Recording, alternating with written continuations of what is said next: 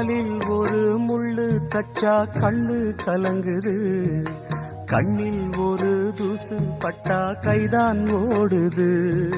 சேவல் அன்று கோடு கிழிச்சு வேலி போட்டது, வேலி தாண்டி கோழி போக வேளை வந்தது.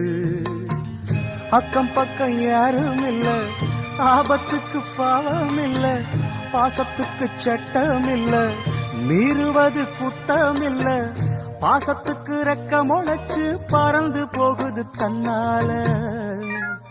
சம்சாரம் அது மின்சாரம், சம்சாரம் அது மின்சாரம்.